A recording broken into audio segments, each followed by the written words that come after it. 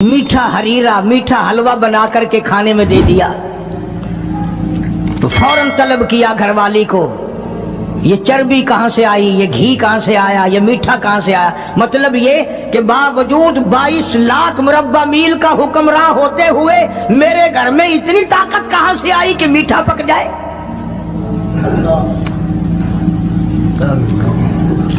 मेरे घर में इतना पैसा कहां है कि मीठा पके। ये तुमने कैसे बनाया, कहां से लाई हो। आज कौन पूछे। बाजारों में दुकानों पे बैठते हैं, कारखानों में रहते हैं, घर जाके कभी पूछा। घरवाली जब मुस्कुरा करके रसगुल्ले सामने रखती है कभी पूछा कि ये कहां से आए। मैंने तो खरीद के नहीं भेजे, ये आए कहां से हैं। कभी मेरे जैसे किसी मुल्ला ने पूछा कि ये तो जो तुमने खत्म शरीफ में 50 खाने रखे हैं, मरने वाला यतीम बच्चे छोड़ गया, ये 50 खाने आए कहां से हैं। हालांकि कुरान कहता है इन्नल्लज़ीना यअकुलूना अम्वालल यतामा ज़ुल्मन इन्नमा यअकुलूना फी बुतूनिहिम नारा। यतीम का माल खाना ऐसा है जैसा अपने पेट में अंगारे भर लेना। कौन पूछे, क्यों पूछा जाए। जनाब अबू बकर सिद्दीक रज़ियल्लाहु ताला अन्हु ने फौरन घरवाली से पूछा, मैं बादशाह ठीक हूँ, अमीरुल मोमिनीन भी हूँ, खलीफतुल मुस्लिमीन भी हूँ, नबी के मुसल्ले पे खड़ा होकर नमाज पढ़ाता हूँ, मुसलमानों का बादशाह हूँ, पर मेरे घर में मीठा खाना पकने की ताकत नहीं। कहां से आ गया ये। आजकल तो मजदूर जहां काम करता है 10 रुपए का काम करता है तो 20 रुपए का नुकसान करके आता है जानबूझकर। ये हरामखोरी नहीं। वहीं से बच्चे पालना, वहीं से अपना पेट पालना और वहीं मालिक का नुकसान करना।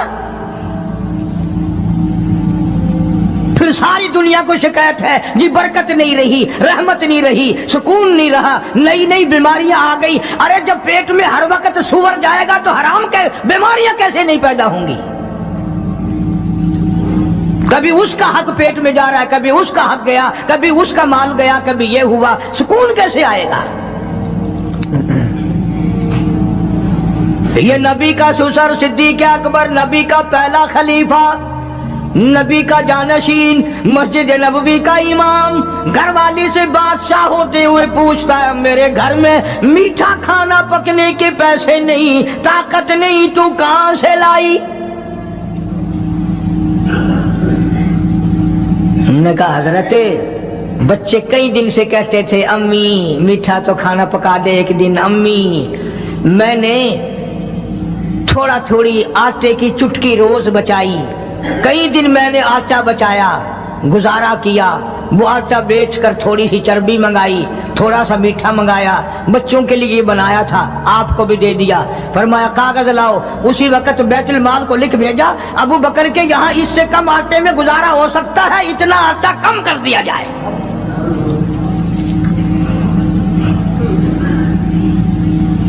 तुम क्या जानो अबू बकर कौन है। कभी किसी बूढ़ी ने, कभी किसी बहू ने, कभी किसी ने धी ने कहा कि आओ आज अबू बकर सिद्दीक की न्याज पकाते हैं।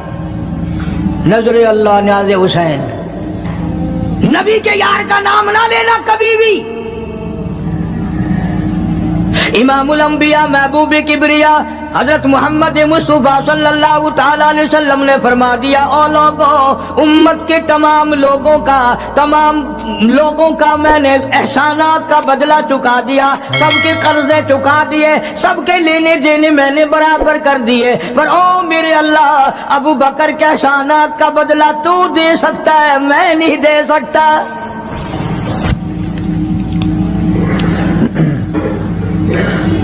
सारा घराना बड़ा अजीब है, घर का घर बड़ा अजीब है। हिजरत फरमाकर तशरीफ ले गए नबी करीम सबका जो सल्लल्लाहु अलैहि वसल्लम की ज़ात अक़दस के साथ तशरीफ ले गए। सिद्दीक अकबर का वालिद जिंदा है, अबू कुहाफा, बूढ़ा है, आंखों से नाबीना है, अभी ईमान नहीं लाया हिजरत वाली रात तक, बाद में लाया है। लाठी के सहारे घर आया, पता तो चल गया ना कि रात चला गया नबी के साथ मेरा बेटा, और आके पोतियों को कहने लगा, क्यों अस्मा जी दादा जान, मेरा तो अपना ख्याल ये है कोई टेडी, कोई पैसा, कोई कपड़ा, कोई गल्ला तुम्हारे लिए नहीं छोड़ के गया होगा। बावजूद काफिर होते हुए उस वक्त तक अबू बकर का वालिद मुसलमान नहीं, लेकिन जानता है कि मेरे बेटे को नबी की इतनी मोहब्बत है, वो इतना कुर्बान है, वो इतना परवाना है और इस कदर जानिसार है, कोई शय घर में नहीं छोड़ के गया होगा। सैयदा अस्मा रज़ी अल्लाह ताला अन्हा, छोटी सी बच्ची है सिद्दीक अकबर की, कहती है कि मैंने एक हिल्ला बनाया, हमारे यहाँ दीवार में एक आला सा मेरे वालिद ने बना रखा था, उसमें पैसे रखते थे, तो मैंने वहां ये मिट्टी के टूटे हुए बर्तनों के ठिप्पर डाल दिए और ऊपर कपड़ा डाल दिया, और मैंने अपने दादा से कहा, नहीं दादा जान, अब के तो अब्बा जी ने हद कर दी, बहुत सारा माल हमारे लिए छोड़ के गए हैं। उन्होंने कहा, बेटी मेरा यकीन नहीं पड़ता, वो नबी के बगैर एक पैसा तो क्या, वो अपनी जान पीछे रखने को तैयार नहीं। उन्होंने कहा, नहीं दादा जरा आओ तो सही। कहती हैं कि मैंने अपने दादा का यूं हाथ पकड़ के, दिखता तो था नहीं, उस कपड़े के ऊपर ऊपर फेर दिया कि देखिए ये आला है ना, ये ताक डाला कि सब भरा पड़ा है। ये कहने लगा, अच्छा अच्छा अच्छा, बहुत अच्छा किया, तुम्हारा गुजारा हो जाएगा, मुझे बड़ा फिक्र था, मुझे बहुत परेशानी थी, अब मैं बेफिक्रा हो गया कि तुम्हारे लिए तुम्हारा अब्बा खाने पीने के लिए तो छोड़ गया। सैयदा आसमा कहती है, हालांकि जिस वक्त मैंने ये कार्रवाई करके दिखाई, हम 2 दिन के भूखे थे।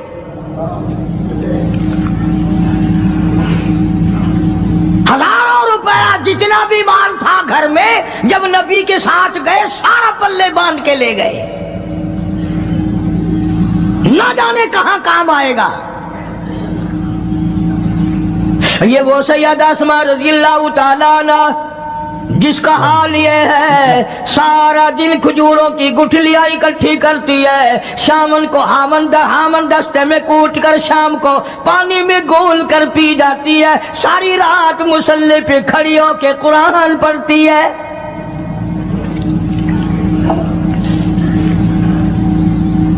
अजीब किस्म का घराना है सिद्दीक अकबर रज़ियल्लाहु ताला अन्हु का।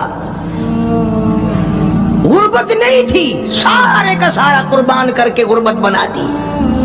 नहीं देखा हाल को, नहीं देखा माल को, नहीं देखा अपनी जान को, सब कुछ कुर्बान कर दिया। इमामुल अंबिया महबूबे किबरिया हजरत मोहम्मद मुस्तफा सल्लल्लाहु ताला अलैहि वसल्लम ने इस कदर रफाकत जोड़ी, इस कदर यारी बनाई कि कभी भी अलग नहीं हुए। आज तुम कुरान पढ़ते हो, कारी हनीफ कुरान पढ़ता है, क्या असर होगा किसी पे? जनाब अबू बकर सिद्दीक रज़ियल्लाहु ताला अन्हु मक्के मुकर्रमा में नमाज की नियत बांध कर कुरान करीम की तिलावत करते हैं। उलमा ने लिखा है कि पहाड़ भी हिलने लग जाते थे। और काफरों ने नबी पाक सबके सल्लल्लाहु अलैहि वसल्लम से शिकायत की कि अपने अबू बकर को कहो ये रात को कुरान जोर से ना पढ़े, हमारे बीवी बच्चों पे असर होता है, हमारे बच्चे मुसलमान बनने के लिए तैयार हो जाते हैं, हमारी औरतें कुरान सुनकर कुफर छोड़कर मुसलमान बनने को तैयार हो जाती हैं। अबू बकर से कहो ये आहिस्ता कुरान पढ़ा करे। यानी उसकी जुबान में इस कदर तासीर थी और इस कदर अल्लाह तबारक व तआला ने खौफ रखा था, जो सिद्दीक की जुबान से कुरान सुनता था मुसलमान बनने के लिए तैयार हो जाता था। आज हम कुरान पढ़ें, हदीस पढ़ें, कुछ भी पढ़ें, असर नहीं होता। कैसे हो? हमारे यहाँ दिलों में जगे हो, जभी तो बात बने। इसलिए कुरान करीम का कल्ला बल रान अला कुलूबिहिम मा कानू यक्सिबून, गुनाह करते करते, हराम खाते खाते इस कदर दिल काले हो गए, अब कुरान के लिए, दीन के लिए, ईमान के लिए गुंजाइश कोई नहीं। اندر گنجائش ختم ہو گئی، سارا دل بھر گیا۔ فرمایا کلا انہم عن ربہم یومئذ لمحجوبون۔ ہرگز ایسا نہیں جو لوگوں کا خیال ہے، دین ان کے خیالات پہ نہیں چل سکتا۔ جناب ابو بکر صدیق رضی اللہ تعالیٰ عنہ بیمار ہیں، آخری وقت قریب ہے، اللہ اللہ۔ سیدہ عائشہ صدیقہ رضی اللہ تعالیٰ عنہ کے ہاتھ میں نیا کپڑا دیکھا، بیٹی کے ہاتھ میں نیا کپڑا دیکھا۔ صدیق اکبر رضی اللہ تعالیٰ عنہ نے فرمایا بیٹی یہ کپڑا کیسا ہے؟ عرض کی ابا جان کفن کے ارادے سے منگوا لیا ہے، نہ جانے کس وقت ضرورت پڑ جائے گی، مجھے خطرہ ہے، اندیشہ ہے، آپ کا آخری وقت ہے، میں نے کفن کے لیے کپڑا منگا لیا ہے۔ اللہ اکبر۔ ناراض ہوئے، فرمایا عائشہ وعدہ کرو مجھ پر نیا کفن نہیں ڈالو گی۔ عائشہ یہ کپڑا جو تو نے کفن کے لیے منگایا مدینے کی کسی بیوہ کو دے دینا، سر پہ ڈال کے پردہ کر لے گی۔ عائشہ کسی یتیم کو دے دینا، وہ اپنا کرتا بنا لے گا، وہ غریب اپنا ننگ ڈھک لے گا، مجھے نئے کفن کی کوئی ضرورت نہیں۔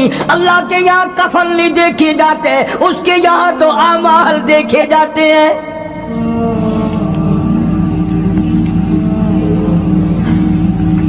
حضرت عائشہ رضی اللہ تعالیٰ عنہ نے اصرار کر دیا، ابا اجازت دے دو، اب تو میں نے منگا لیا ہے، اب تو میں نے منگا لیا ہے، دنیا کیا کہے گی؟ وقت کا حکمراں، وقت کا بادشاہ، نبی کا جانشین کو کفن بھی نہیں ملا۔ پھر دوسرا رخ اختیار کیا ہے صدیق اکبر سب قید رضی اللہ تعالیٰ عنہ۔ فرمایا عائشہ او میری بیٹی، نبی کریم صلی اللہ تعالیٰ علیہ وسلم کا آخری وقت تیری گود میں آیا، تیرے سامنے آیا، تو نے آقا مدنی صلی اللہ علیہ وسلم کا آخری وقت دیکھا۔ حضرت عائشہ رونے لگی، ہاں میں نے دیکھا، سب کچھ مجھے معلوم ہے، پر عائشہ شہنشاہ کائنات کا کفن بتا۔ اس مدنی کریم صلی اللہ علیہ وسلم کا، دو جہان کے بادشاہ کا، یتیموں کے وارث کا، بیواؤں کے سہارے کا، دو جہان کے سردار، دو جہان کی رحمت حضرت محمد کریم صلی اللہ علیہ وسلم کا کفن بتا۔ حضرت عائشہ رونے لگی، عرض کی ابا جان جن کپڑوں میں سرکار اس دنیا سے تشریف لے گئے ان کپڑوں میں 12 پیوند تھے، 12 ٹاکیاں تھی۔ فرمایا عائشہ پھر تیرا کیا خیال ہے، میرا محبوب ٹاکیوں میں گیا ہو میں نئے پہن کے جاؤں؟ جن کپڑوں میں میری وفات ہو یہی میرے کفن میں استعمال کرنا، یہی کپڑے مجھے کفن میں دے دینا جو میرے جسم پہ ہیں، اس لیے کہ جب میں اپنے آقا سے ملوں گا تو شرمندگی نہ ہو۔ اور آج ذہن یہ ہے کہ میت کے کپڑے کو ہاتھ بھی نہ لگانا، پہننا تو درکنار، ہاتھ لگانے کو تیار نہیں، گھر میں رکھنے کو تیار نہیں، یوں لکڑی سے اٹھا کر پرے پرے پھینکتے ہیں، آگ لگاتے ہیں، نہلانے والے کو دے دیتے ہیں، وہ بھی نہیں پہنتا، یوں ہی گلیوں میں نالیوں میں پھینک جاتا ہے۔ تیرا باپ مرا، جب تجھے نفرت ہے کپڑوں سے، مردہ نوانے والے کا وہ ماما لگتا ہے، وہ کیوں پہنے؟ عرض کرنے کا مقصد یہ کہ ان حضرات کی زندگی تو دیکھو،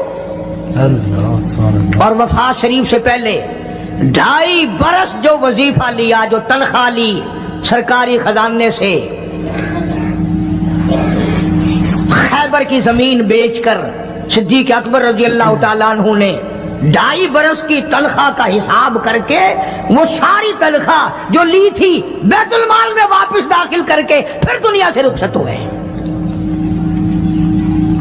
جو تنخواہ لی تھی 2-2.5 سال میں وہ ساری کی ساری واپس کر دی جناب ابو بکر صدیق رضی اللہ تعالیٰ عنہ نے کہ میں مسلمانوں کا پیسہ